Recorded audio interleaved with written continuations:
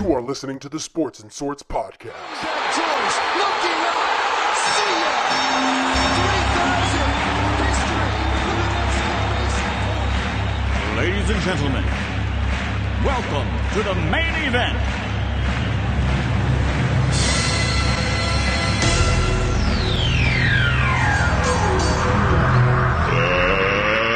Let's get ready to rumble!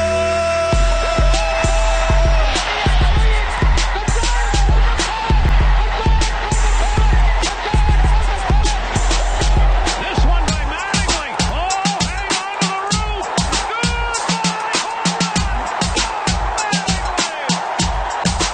Montana looking, throwing in the end zone. 5 seconds left in the game. Do you believe in miracles? Yes! Little roller up along first. Behind the bag. He gets through Buckner. Here comes Knight, and the Mets win it.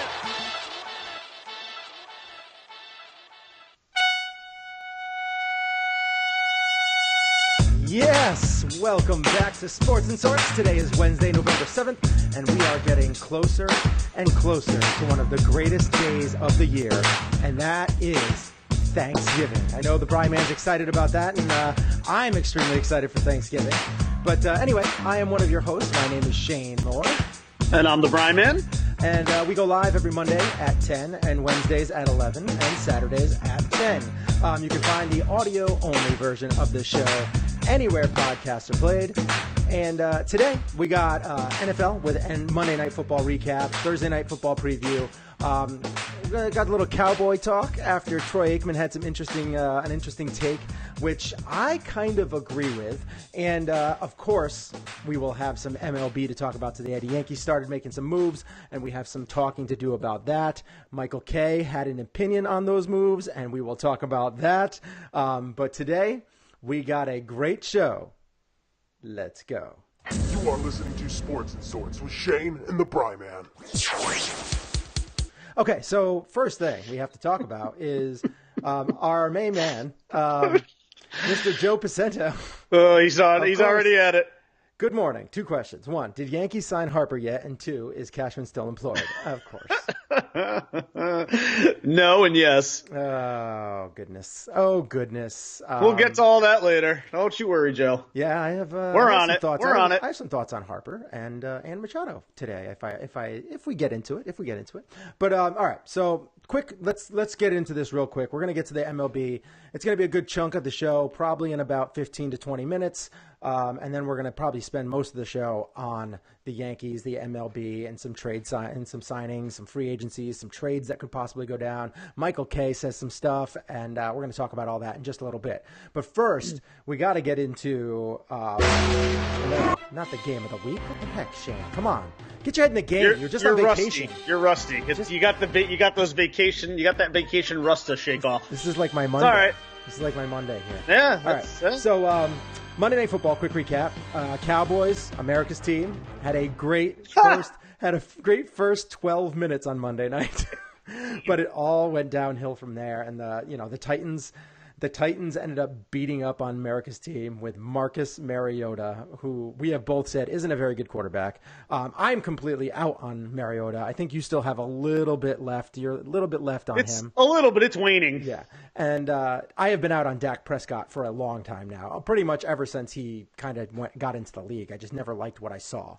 But the Titans beat the Cowboys 28-14, and although it was close late, the Cowboys were on a bye week, and they played like they were on a short week with backups. So the big question that came out of this was Troy Aikman. He had a little talk with, I don't know who this was with, but he definitely had a conversation, and I think I have the clip right here. Jerry say, okay, look, we're going to do it differently. I'm going to do it differently. I can no longer, but it's the same. Nothing changes. And that to me is the bigger issue. Beyond, yes, coaching is important, personnel, all those things are important, but how are you going about evaluating? How are you going about running the organization? And whatever that looks like, and everyone has an opinion on what it does look like, but I'm not in the building. I have no idea. I talk to people. Who have been inside the building and have a pretty good understanding of how things are run. And in a lot of ways, there's a lot of dysfunction. And that has to change if this team is going to be able to compete on a consistent basis like the teams that you look to around the league that seemingly are in the hunt each and every year. So that was his clip right there. And basically he's just saying blow up the whole team. That's what it comes down to. He says he thinks that he should blow up the team. And I mean, I'm kind of with him. I say yes. I don't think it's in the same sense that a lot of people think of when they think of blowing up the team, though. I think that something like this is they shouldn't get rid of everyone. They should basically get rid of every single coach on their coaching staff, bring in a whole new coaching staff, bring in a legit GM who can handle Jerry Jones and his ego. Then look for your franchise quarterback, because Dak is not that. And so, yes, they need to blow up the coaching staff and they need to move on from Dak. Because Dak has a great running back. He has an improved wide receiving core. He has a decent O-line. He has a pretty darn good defense with a great front seven. I mean, those front seven can get to the quarterback and put a lot of pressure on them. He should be able to win, and he doesn't. So blow it up, and you will be better for next year. If Dak gets extended, the Cowboys are not going to win in the playoffs and won't get another chance at a Lombardi Trophy for the next several years. I think they could even be somewhere along the lines of getting like Teddy Bridgewater to gap for a year while they search for their franchise quarterback. Because Teddy Bridgewater, I believe, is a better quarterback than Dak right now. I think he has better tools, and I think that he could actually get them on the path with a younger quarterback. If they play bad, they could trade up for the number 1 overall pick instead of the Giants.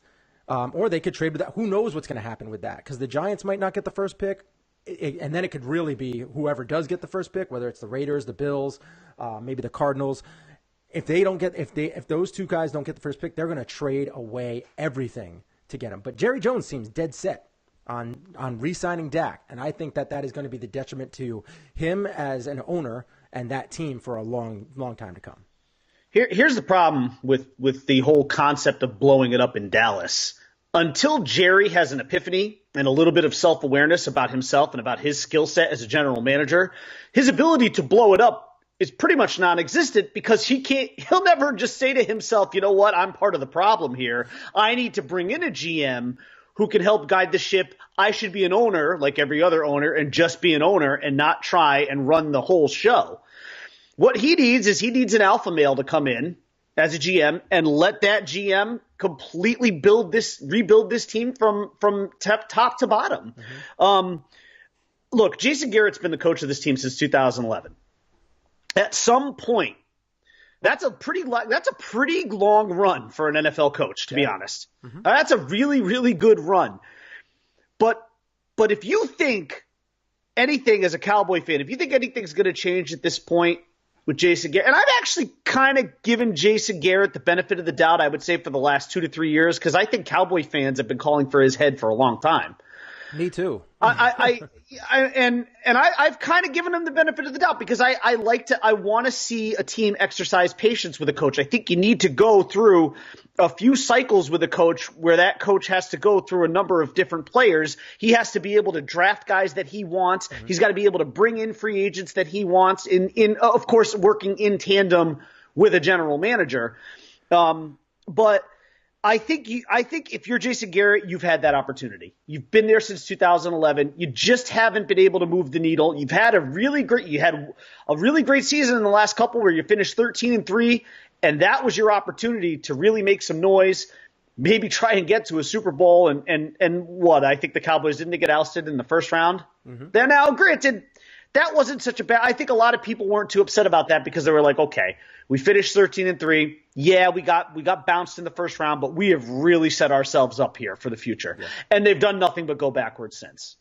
So I think that 13-3 season, I think you could look back and say because everybody was kind of looking at it when Tony Romo came in and played at such a higher level than Dak. Everybody was just kind of like, no. Dak is the real deal. Don't worry about it. But I think you got to see right then and there, like, okay, that small sample size of Tony Romo coming in and dominating during that time because he had the O-line, he had the running back, he had everything he needed, and they didn't allow him to continue to go. And Dak ended up playing well, but he had a great team around him. So No, he did. But the bottom line is they've done nothing but go backwards since then. So to me, I think it's time to move on from Jason Garrett. I think Jason Garrett's a nice guy. I think he's a nice little puppet for Jerry Jones to, pull the puppet strings with. He's not a guy that's going to push back on Jerry Jones. Who's going to push back on Jerry Jones? The problem is the owner and the GM. I'm sorry, but if you're looking, I think at this point, if you continue to employ Jason Garrett and this coaching staff, you're essentially proving the definition of insanity, which is, when you keep doing the same thing but expecting a different result. I'm actually somewhat experiencing something similar as a Dolphins fan that just drove me bonkers the other day when Adam Gase, after a horrible win against the Jets. That's right. I said a horrible win because that's pretty much how Dolphins wins are. They're horrible.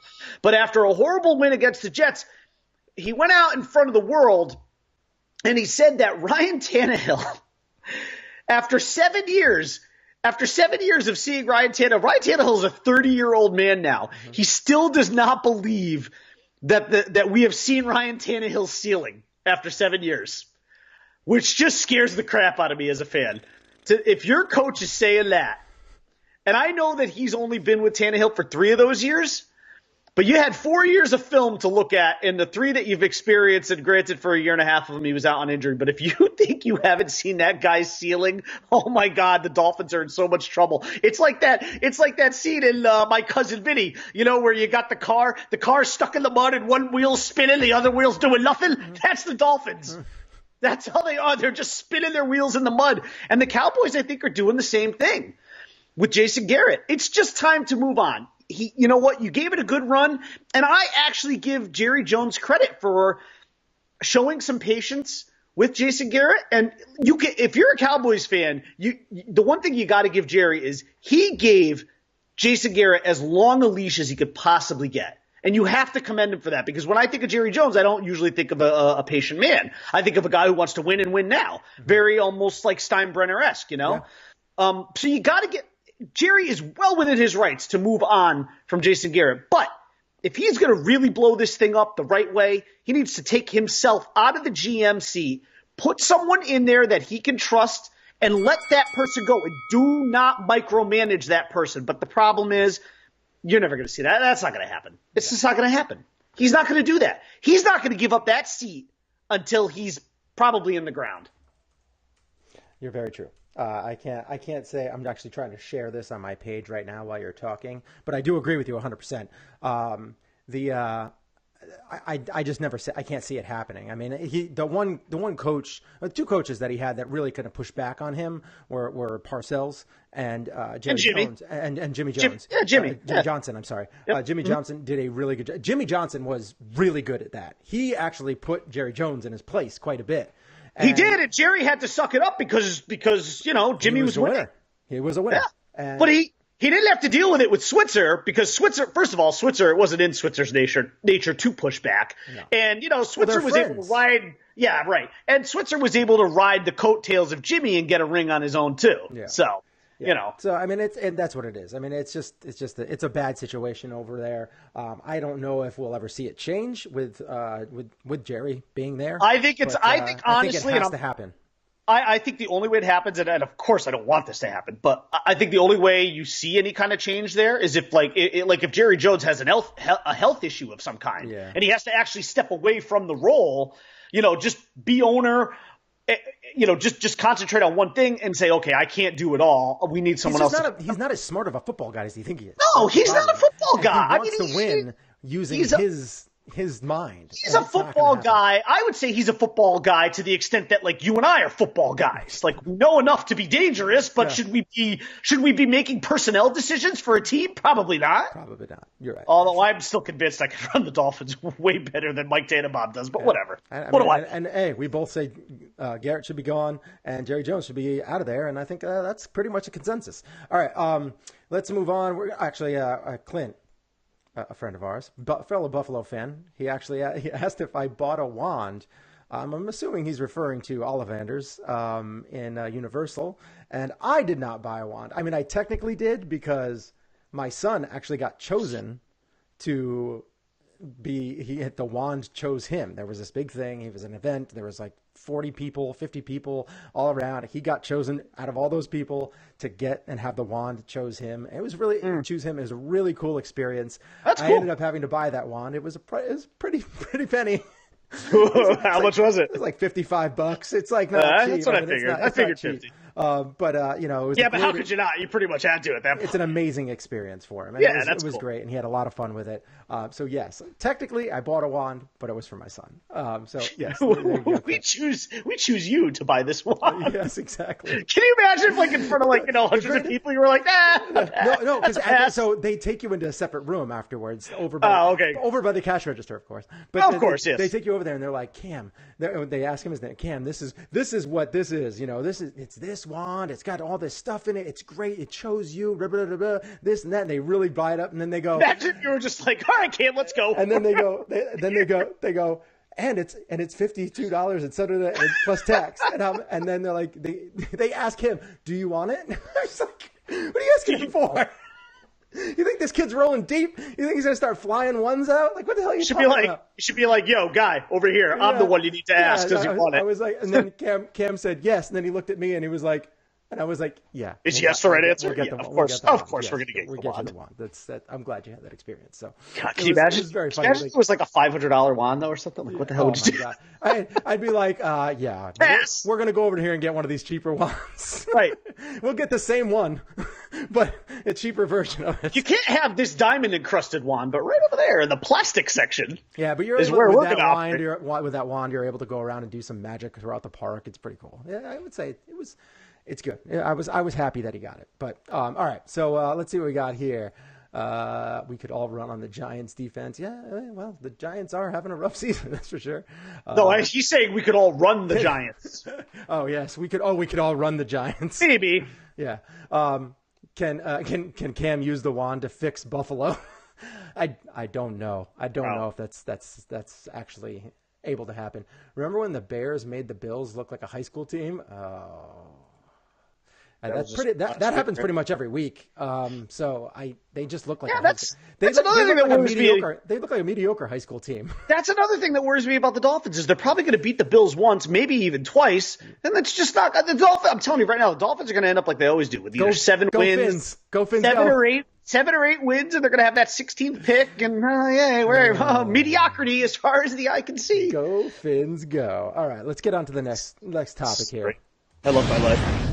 You are listening to the Sports and Sorts podcast. All right, we're going to head on over to Thursday Night Football preview where the Panthers go to Pittsburgh to take on the Steelers. The Steelers are a 4-point favorite. And P.S. the Bears aren't that good. I don't know. The Bears, they have some. Yeah, but at least if you're a Bears fan, you got to like what you see in front of you. Though. Exactly. Yeah, I agree.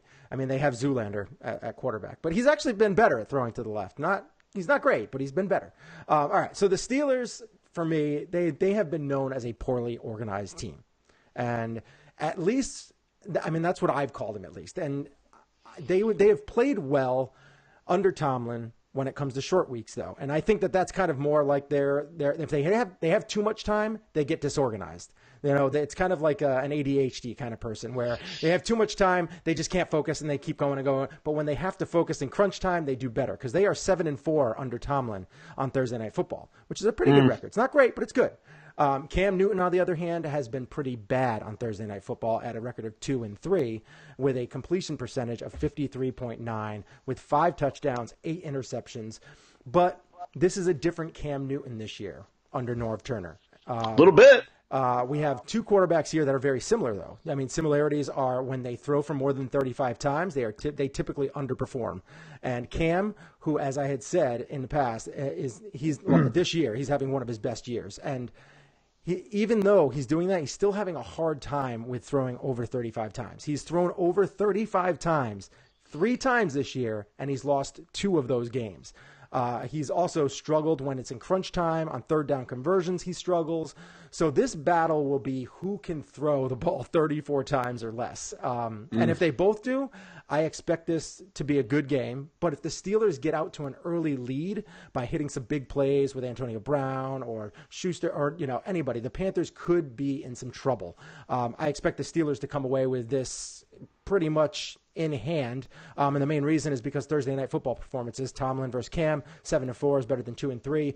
Both defenses are going to be tired going in the short week, and the Steelers have a more explosive offensive team to take advantage of that. So I say Steelers win this game, cover the spread 30-23. And I don't think that Cam has, I don't think he has another big game. I just can't see it happening. I like the Steelers in this game too. I got them 28-21. I think it's going to be a competitive game, though. I mean, if you're a Panthers fan, you've got to like the way this team plays. I mean, their defense is good.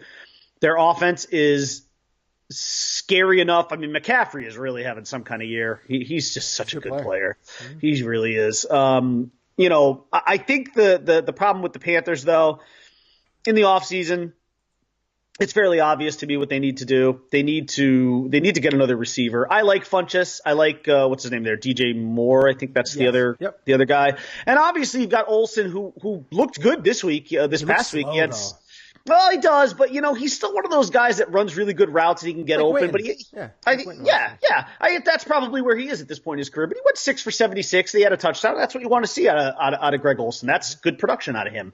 But they need somebody explosive on that offense in this, to be able to drag a safety in the secondary with him, because as much as I like Funchess and DJ Moore could end up being that guy, but it's still too early for him. They just need something else. And I feel like as good as their defense is, it's going to be a little bit bend, don't break against the Steelers.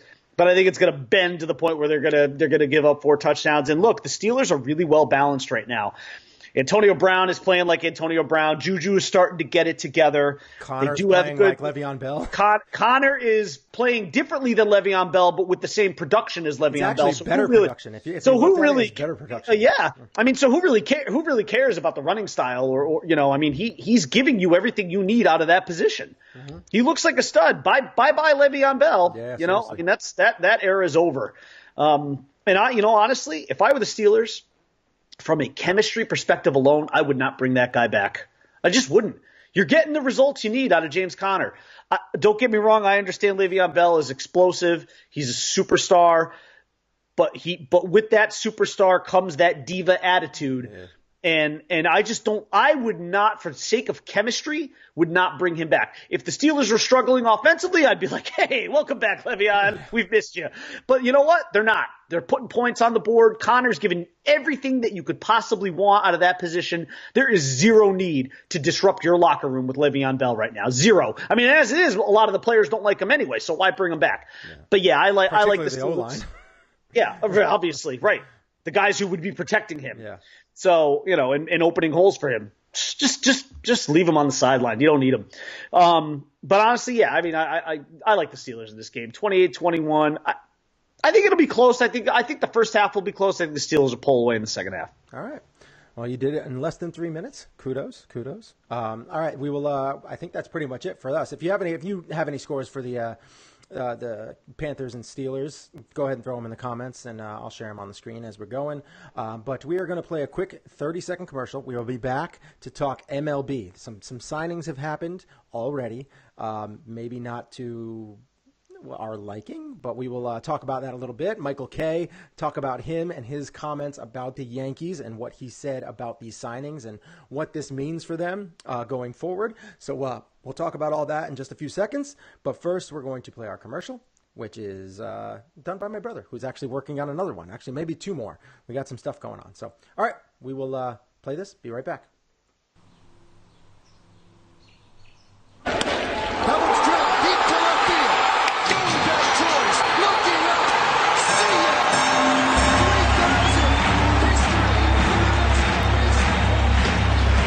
and gentlemen, welcome to the main event.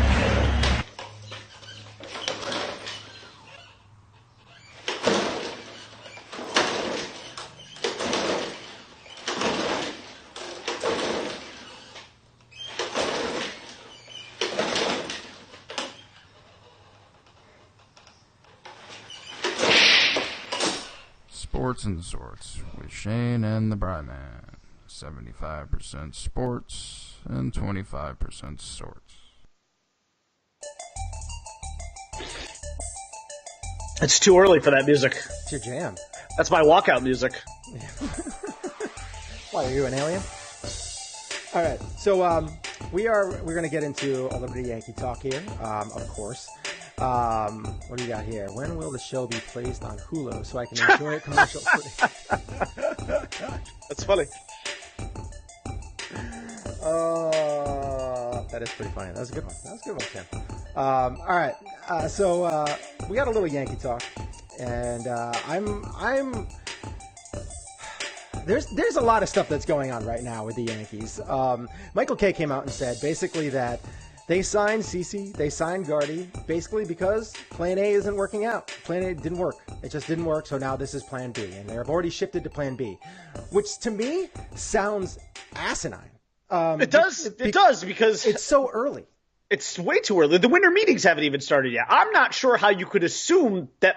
Like, what was Plan A then? If this had to be Plan B, then what was Plan A? Yeah. Did they reach out to like all these players, like that are free, right, like Patrick Corbin, and he was like, "No, I don't want to play with you." Yeah, we all know Patrick Corbin wants to be a Yankee, Yeah, so that's clearly not Plan A. I'm like, I mean, what else? I don't understand these signings. That's the thing that bothers me is that I don't mind signing CeCe. I think that's great. Gardy CeCe, is throw curious. him in there. He's going to be a six-man guy. He's going to come on. He's not going to be in the rotation on a regular basis. I understand it. Gardy, on the other hand, he's going on age 35, I believe, and he's done. I mean, he's not done, but he's not a full-time player. I think he's done. And he's going to be a pinch runner now. I don't understand, like a spot outfielder. $9.5 million pinch runner / I don't spot outfielder. Yeah, I don't know. I just don't understand that move. The only thing I can think is signing him an indication that Clint Frazier is on the way out. Because remember, the one name that you unfortunately can't forget if you're a Yankee fan is Jacoby Ellsbury. Yeah. Sorry, but that guy unfortunately still exists in the Yankee universe. And when you're making $21 million, he's going to be part of that team. Yeah. He's going to be part of that outfield rotation. So your outfield right now, as currently constituted, would be Hicks in center, Judge in right. Stanton will be in left quite a bit. Obviously, he'll platoon a little bit with Brett Gardner. There's that word again, platoon. Mm-hmm. And then you do have Ellsbury.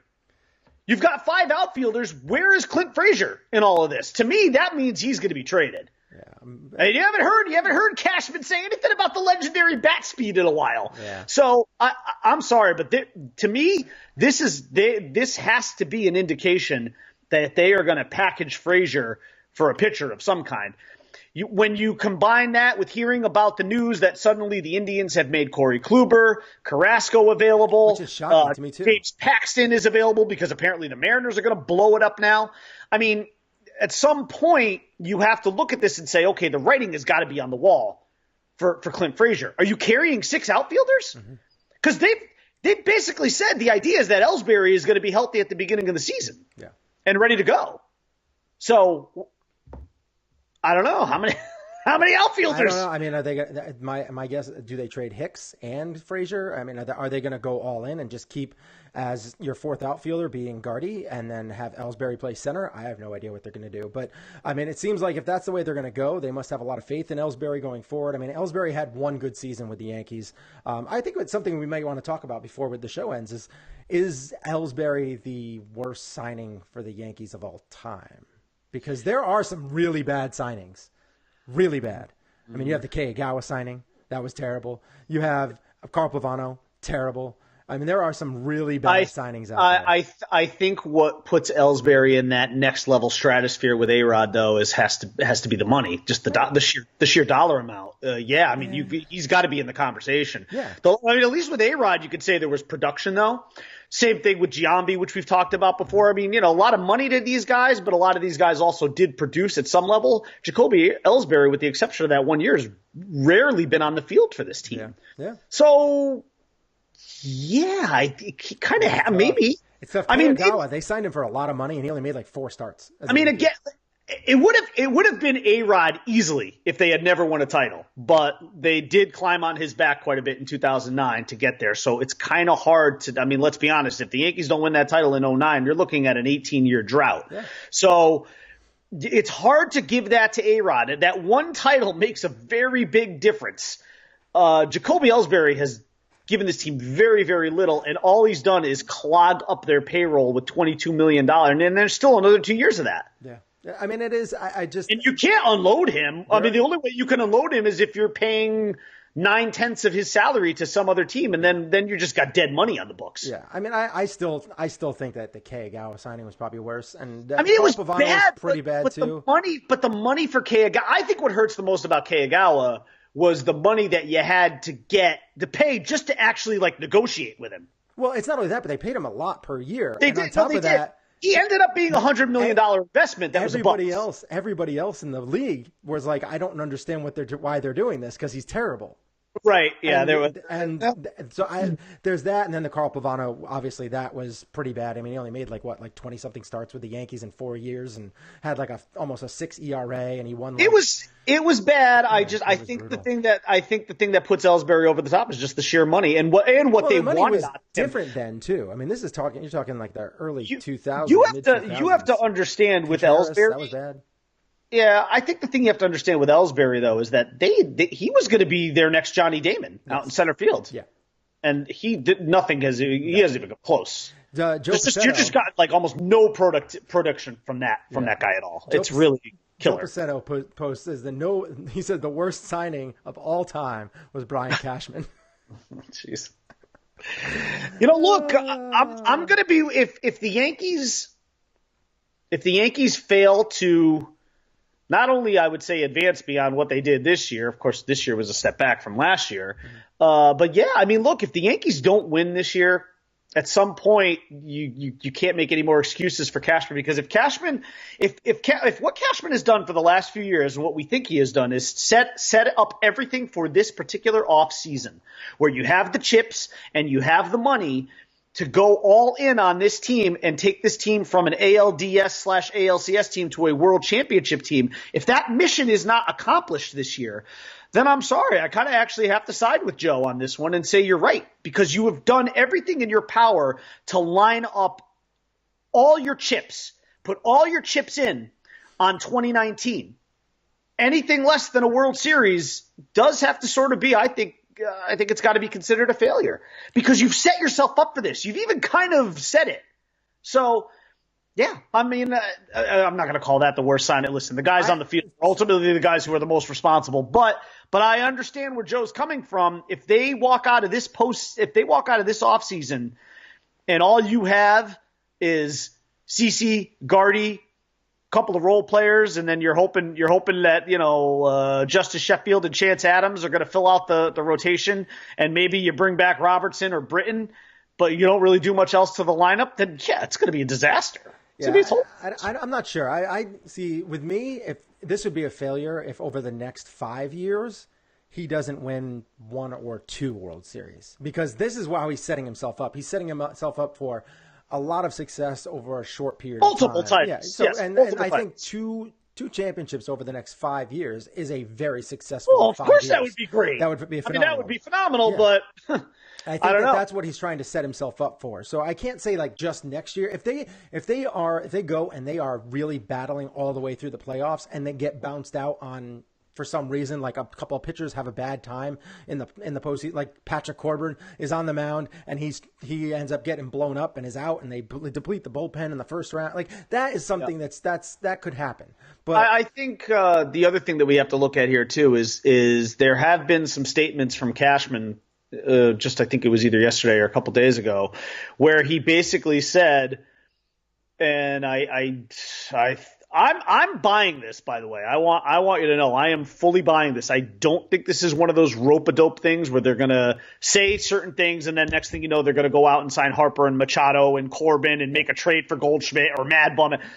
What he is saying is unless it's absolutely necessary, the Yankees do not see a need to go over the luxury tax threshold to field a championship team. And I believe that. Now, if we are to take that as gospel, that means that there's roughly $49 million left for them to spend this year. That's factoring in CC and Gardner.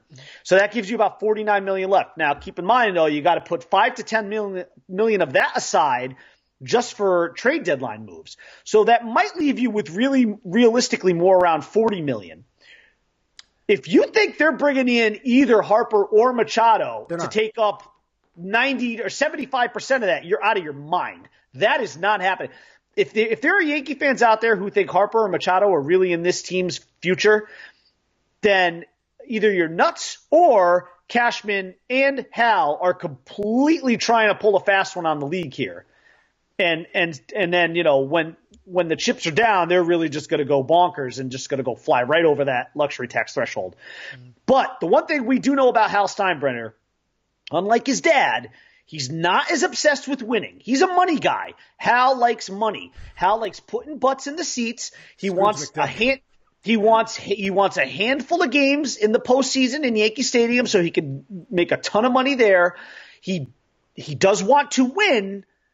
But unlike his dad, he does not have the same Steinbrenner-esque obsession with winning. Right. George, his winning is financially. That's if George and I don't like being one of those guys who says, well, if George were still around. But if George were still around after what happened this year, George would have gone bonkers. Yeah. He would have gone bonkers, and Yankee fans would have loved it. Mm-hmm. Hal is not that guy. He is not a knee-jerk reaction guy. Hal wants to field a competitive team, but does not want to do so at the expense of him having to share revenue with the Kansas City Royals. So, and I actually kind of can respect that. From the businessman's perspective, from the business point of view, if you're Hal Steinbrenner, you shouldn't want to share money with other teams. If you do so, that's your choice. But I can understand that. Mm-hmm. I mean, I'd rather you just have a salary cap as opposed to me having to share money with the have-nots. Right. Screw the have-nots. If you can't field a good team in Major League Baseball and because you have financial limitations, then maybe your city shouldn't have a team. I mean, I don't like the idea of revenue sharing. I've never been a big fan of it. I think what's yours should be yours. You shouldn't have to. Yeah, this is a business, okay? Mm-hmm. This isn't charity. Sports is a business. So. But I also think that Hal does not – I think Hal is really dead set against that, which means I think the Yankees are going to do whatever they can to stay under this threshold unless Cashman goes to him and says, look, I know you don't want to go over it, but if we go even just 10 or 15 million over, we're going to get taxed on 20% of that, which is not a lot of money because you only get taxed on what you go over. It's not like you get taxed on the total payroll. Right. So if they go 15 million over, they get taxed 20% of that, which is what, $3 million? That's not a killer, but you don't want to ship $3 million to another team or other teams. I get that. But I think the only way they go over that threshold is if Cashman could go to him and say, look, you give me this guy and I'll stake my job on us winning the World Series next year. Then I think Hal would do it. I don't know if that guy's out there, though. That's the problem. I don't think that guy is out there, no. So, no, I mean, absolutely not. The other thing, too, is that they are going to free up some cash because, I mean, they're probably going to have to pay, if they bring him back, is Sonny Gray. They're going to probably have to pay him, like, between 8 and 10 mil next year. So he's clearly not coming back. I mean, he's getting. So, I mean, that money's not going to be, that money's going to be. Which is $9 million, I think. So 9.1 between 8 and 10, yeah. He's arbitrational, so it's going to be around there. And then I honestly think Sonny Gray is a good trade chip, by the way, because his measurables outside of Yankee Stadium are Sonny Gray-esque. Yes, he's good. He even had some good moments with the Yankees, but he also had some really, really bad. He just had some blow up moments, really bad blow up moments, yeah. and the media didn't let it go, and they just kind of. No, they didn't. And I get where Cashman is coming from on him. He just look, the guy just can't do it in New York. That's fine. Some guys can't. Right. Because if you look at his home road splits, his road numbers are good. Yeah. He's a good pitcher on the road because it's not the confines of the Yankees. He is a good pitcher. He's got good stuff. I can't say, it breaks my heart to see him not play well in New York because I love the guy. I was so excited when they traded for him. But some people are just not built for the Bronx. It's just the way it is. And Sonny Gray's just not that guy. And that's fine. You unload him. I still think he's a good ship, though. I still think you should be able to get something in return for him. That's not just a salary dump. No. That's just a guy that and I believe him with Frazier and other people, you're going to get some you'll get it. Absolutely. I still think that should be part of a package where you have Frazier, Sheffield, Gray, Florial, throw whatever you got to throw at the Giants to get Mad Bum because I think that's the guy that you need to. And that's kind of where we should be leading to this is when it comes to that where we should go from here is for me. The one thing that I've always kind of talked about is I've always said I don't really want Harper. I think I can understand why they would go after Machado. I've never actually said I want Machado. I've never actually said that I want Harper or any of those. Would I be fine with either one of those people? Yes. I would be fine with them because they bring something that we have, but we don't have in that, which is an ultimate superstar. Like Aaron Judge has grown into a superstar, but he's literally only played like a season and a half. And, there was a half a season where he basically did nothing but strike out. Not this past season, but the season before. The first half, he was incredible. Then he kind of got a little injured, and he was terrible for the second half. But then he came back and played well in the postseason. And then this year, he was good, and then he got hurt, and he was out forever. And then he came back. He was a little and then he came back in the playoffs, and he played well. So but he's going to go through long streaks. So he's a superstar because of his height, his name, his monster home runs. Yeah. Stanton, not a superstar. He's a big basher, or he's going to strike out. That's all he is. All or nothing. So they need to find those guys who can get on base with walks, like Judge, but at a little bit higher of a clip. Also with batting average and stuff like that. Then Bryce Harper and Manny Machado are those kind of guys. They can do that. They can get on. They can drive the ball in the gap. They can continue. This also brings us to the object of my affection, which is Marwin Gonzalez, who I love for his versatility and the fact that he's not going to strike out. He'll give you pesky at bats.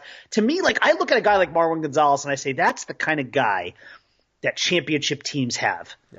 He's the kind of guy that when he's on your team in the postseason, he's going to give you a tough at bat. He's going to be a tough out. He'll be scrappy. He's super versatile. He can almost literally play any position on the field. Mm-hmm. Like almost any position. I mean, how do you not want a guy like that? The problem, of course, is that I'm not the only fan who wants him on their team. Right.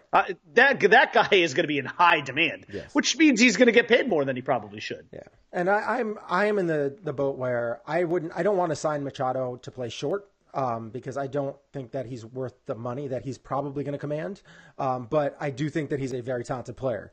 And I could see if the Yankees did sign him, I would be like, okay, I understand that. I understand where they're going with. I would personally go with Echeverria. I think that he is the guy that should be the guy that could fill in at shortstop for Didi. And I think that would do something to the lineup that we all kind of been looking at. And you wouldn't have Didi batting third or fourth where he should not be batting. You'd have Echeverria batting 8th or 9th.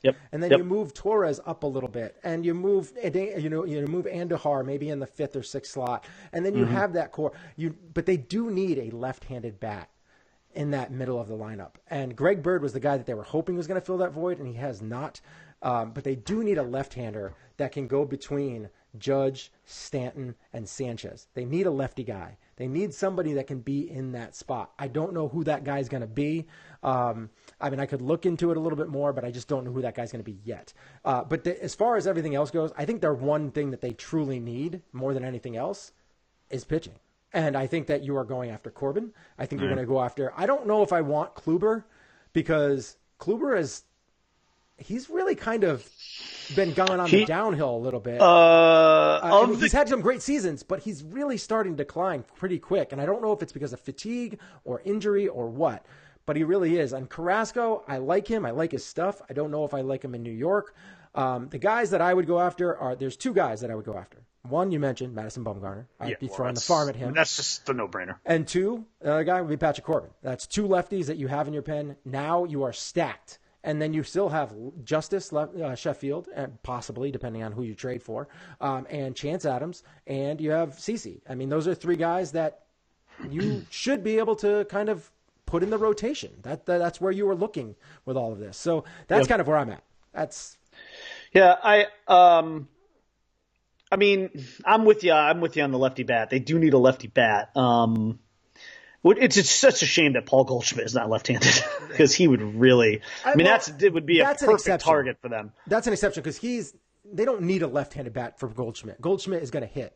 He'll hit either. Yes, he is. He would hit either way. But like you have Stanton, he can't. He just can't do it. And then you have Sanchez who struggles at times.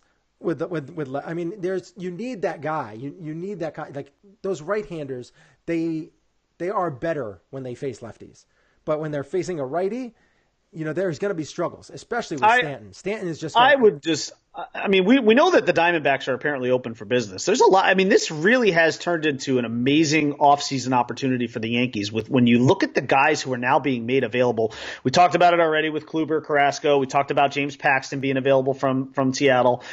And now the Diamondbacks have said that Greinke, I wouldn't want anything to do with Greinke, but Greinke and Goldschmidt are apparently also available and on the table.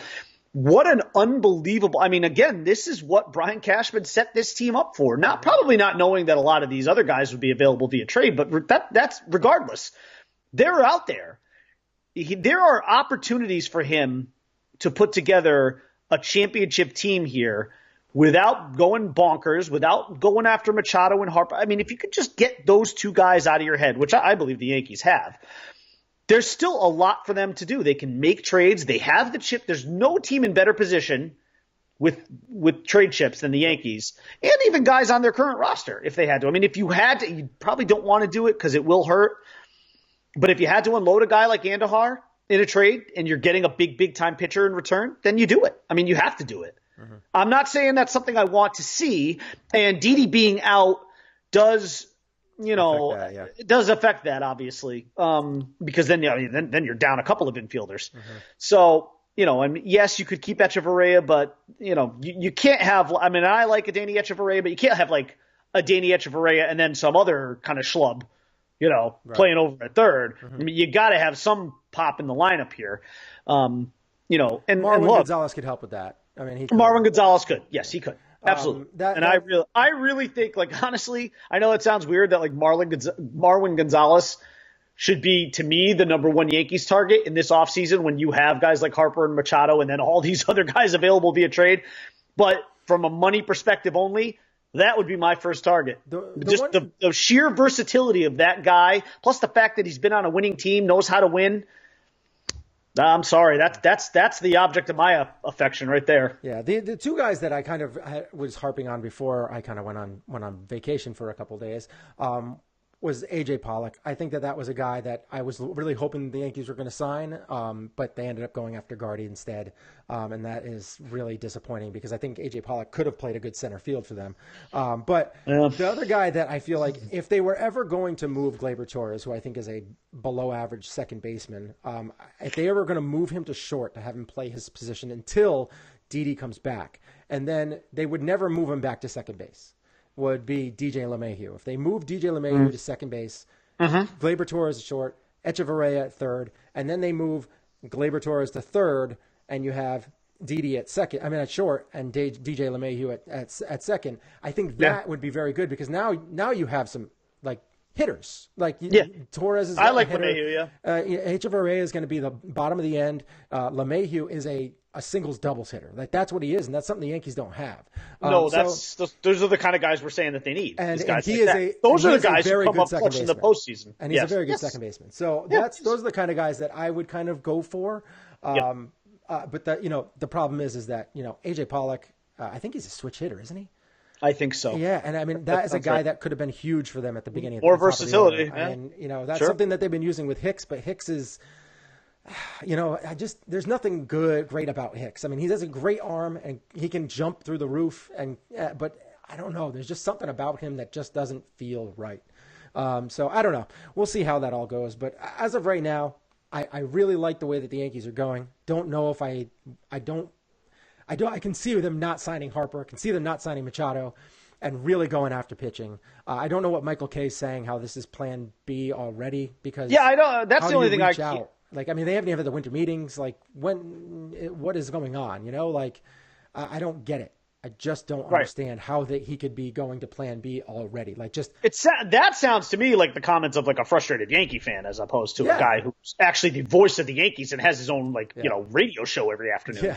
It's a strange. To me, that's a strange approach from him. I mean, I get it being baffled by it with Gardy, but I get being baffled by Gardy, and I could even say I'm baffled a little bit by CeCe. I could accept both of those, but I don't understand how those are planned. I can accept one. I can accept CeCe because I can understand why they would want him for depth in the rotation, like with all the injuries that happen and everything like that, wanting to, make sure that people are fresh for the playoffs and all that stuff. I guess my question with CeCe is he really the number 5 starter? I mean, is that the intention? Now, I think signing him. I guess. I mean, it's unless they go crazy and they sign Happ, Keuchel, Corbin, and Corbin, or trade for Madison Bumgarner. Getting those guys. I think unless they get like 2 or 3 other really good lefties, I think he's number 5. Unless Justice Sheffield beats him out. I don't know. Either that or he's an expensive insurance policy / bullpen left-handed long reliever. I don't know. I mean, whatever they did, they've already discussed it with him. So I just have a hard time believing that you could depend on him for any more than 120 to 150 innings. Maybe they plan to pitch him for the first half of the season, see how he does, and then they plan on bringing up Justice Sheffield and having him take over the final. Possible. With the innings limit, keeping Sheffield's innings limit low going in after the All-Star break, bringing him up, and really starting to throw him out there every 5 days. Here's the thing with CeCe, and I don't think you can look at him and say this is a guy we would give a postseason start to. Not anymore. Those days are behind us. No. He can't be a postseason guy. No. I mean, he's a starter goes crappy, and then you bring him in the second inning. I mean, honestly, you could make the argument right now that the 2 signings they have made are guys who would not be on a 25-man postseason roster. Probably. You could very easily make that. Yeah. There's a chance. I could see CeCe being long relief, but that's it. Or maybe a lefty specialist or something. I could see him. I could see both of them being on it, or I could see both of them being off of it. Right, that could go either way. Really I would not stop. The Gardy one, when I looked, I was like, did he have as bad of a year as I thought he did? Because I thought he was batting like 230, and he did. He did. He had a bad year. His last 3 seasons, he's been a below-average player. And let's remember that I just think it would have been much easier to just give the $2 million buyout and say thank you for everything. Thank you for everything you did. 2009 was special for all of us, but we are a team moving in a different direction, and apparently they're a team that's not moving in a different direction. No. They seem to kind of be going backwards. It is a little disconcerting, but at the same time, the winter meetings are not even upon us yet. I can't get excited one way or the other until that takes place, because that's when the wheeling and dealing happen. That's when the signings happen. That's when the hot stove really kicks in. Yeah. This is the appetizer at least. Yeah, I'm really anxious because I can't. I'm going to get really fired up when they sign their first big contract. Like if they go and they get Corbin, I'm going to get fired up because I want to see I want to see the chips starting to fall. I want to see I want to see Corbin. I want to see either Happ or like someone like crazy like Keuchel. I don't know if I'd want Keuchel, but I don't want Keuchel. I would like to see them make a big blockbuster trade to get someone like a Madison Bumgarner or a Paul Goldschmidt. They could even possibly, I don't know, maybe go after Greinke and get him. I mean, he's making a ton of money. Scares me though. He does, but he's been such a great pitcher for such a long time. I worry about his social anxiety disorder in New York. Yeah, but he's kept it under control. I mean, he did it in L.A. I mean, granted, that's not quite the same. That's not the same. The New York media is just relentless. Yeah. It's just it's a different monster. Yeah, I don't know. I think with all the meds that he's been on and everything, he seems he's doing a good job with it. But yeah, I don't know. I don't know if he would be a good fit. Only one way to find out. But obviously at that cost, that would be tough. But yeah, I mean, I'm very interested to see how it goes. I mean, I don't know if I would imagine though that if you package something to Arizona for Goldschmidt and Greinke, you could probably it'd probably be less of a prospect hit because there'd be so much money that the Yankees would take on between those two guys. But then you'd have less money. Then you have less money, right? But it all depends on who they give too. I mean, if they unload Stanton, get Goldschmidt. I mean, that offsets the money. The money offsets itself between Greinke. They actually make out because between Goldschmidt and Greinke, they're actually in the short term. I just don't think there's any chance of them trading Giancarlo Stanton. I can't see it. I can't see it. Yeah, I really Stanton, can't. It's just too big of a contract to move. Yeah. Stanton is he's one of those guys that if he was in Arizona, he'd hit 65 plus home runs. He'd probably go nuts. I know they have the humidor over there now too, but still, he would go pretty crazy. I would imagine he would hit a lot of bombs in Arizona. He'd probably be a little bit more comfortable there too. But look, you know what? As disappointed as we were with Stan, I'm not completely ready to throw in the towel on him because maybe what he needed was to get that first year of New York under his belt. It happens. And maybe he'll be a little more comfortable. It's hard to remember this guy was a National League MVP. I can't just throw him to the Wolves yet. No. All right, so that's pretty much it for our show. We talked a lot about the Yankees. If you have any questions or anything like that, you can always email us at shaneandthebrideman@gmail.com. You can hit us up on the comments. You can go into comments at YouTube, all that kind of stuff, and throw them out there, and we'll try and get to them. We also are on Twitter at Shane and Bryman, Facebook.com/ShaneandTheBryman, where we go live every Monday at 10, every Wednesday at 11, and every Saturday at 10 o'clock. And then you can find our show at our website, www.sportsandsorts.libsyn.com. And apparently we're having a difficult time with iTunes right now. iTunes and Libsyn, or I don't know, there's some kind of disconnect. And I don't know if it's the link. So if you ever have any issue with the links that we put up there, let us know, because they said that they're having some issues with Facebook. When we post our links on Facebook. So if you ever have any issues with clicking on them or anything, just let us know. So this way we can make sure that we pass along the information to Libsyn and get that thing corrected. One quick thing as we head out, it looks like Des Bryant has signed with the New Orleans Saints. Wow. Yeah. Does that make them the favorites? Well, I think for the Saints it's low risk, high reward, because if he's any bit of a trouble or a cancer at all, he'll be extracted immediately. Oh, yeah. Sean Payton put up with that kind of garbage. So number 2. So and I would imagine he'd be a very highly motivated guy right now.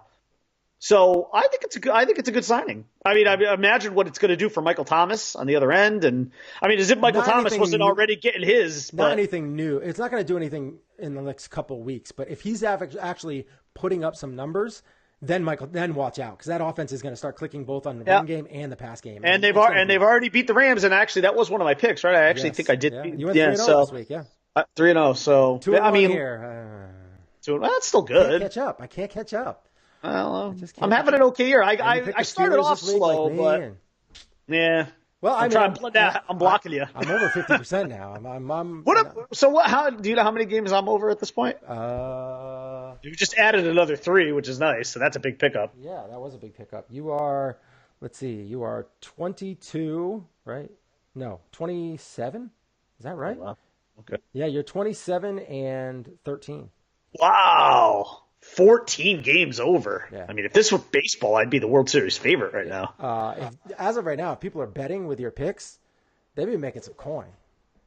If we were, that would be different, because we're not really going by Vegas. But we still give the numbers, though. We do give numbers. That's true. I suppose that's true. Yes. And I am, let's see, 20, 21, and 19. You're still over. I am over. I'm one more over than I was the week before. I was one game over. You picked up another one. Now it's got to be like the Joe Torre philosophy. Let's get 5 games over, then let's get 10 games over. Then let's get 15. And by the time we win 2 of 3 every week, or 3 or 4. By the time we get to 20 games over, then we're a championship team. Just got to win series. That's all I got to do is just keep winning series. Right. There you go. Just keep going 2-1. It'll happen. Oh, jeez. You need one of those weeks. You need a couple of weeks where you go 3-0, 3-0, and then you'll start to feel good about things. I had one last week. Yeah. So we'll see. Actually, and then I ended up losing, I think, Monday Night Football, so I ended up going 3-1. Well, we'll see what happens after Saturday, because we got this game tomorrow night, and then we got 3 more on Saturday, so we'll see what happens. Mm-hmm. All right. Thanks for watching the show. We'll be back again on Saturday at 10 a.m. to give our picks for Sunday football. Hopefully, we'll see some more signings out there. Hopefully, it won't be any more head scratchers. Like all of a sudden they're gonna, try and pick up Tino Martinez as the DH or something like that. Maybe they extend Jacoby Ellsbury another 4 years. Oh God! Beyond the 2 that he's got. Yeah, they signed Hideki Matsui just for the postseason. Could they extend Ellsbury, but instead of just giving him more money, just even out the amount of money that they owe him over the next 2 years throughout like those extra 4 years? Yes, yeah. Can we just do that? Because I mean, at least that way you could get like free up another $12 million per year or something like that. Yeah. I'd be okay with that. Renegotiate. Time to renegotiate that contract. I don't even know if that's something you could do with baseball. When is he done? Is that like 2020? I think it's 2020. I think he's got this year and 2020. Then it's off the books. So 2019, he's gonna have a huge year. All right, because he's got to get that money again. Got to get that money. Look, if they get anything out of him this year, I'll be thrilled. I mean, if he gets like 5 stolen bases, it gets me like a free taco in the postseason. That's your best bet out of Jacoby Ellsbury. That would be great. Taco Ellsbury. Oh, God. All right. Thanks for listening. See you again Saturday. Peace out. Stay classy, Politico. You can find Sports and Sorts with Shane and the Bryman on iTunes or www.sportsandsorts.libsyn.com.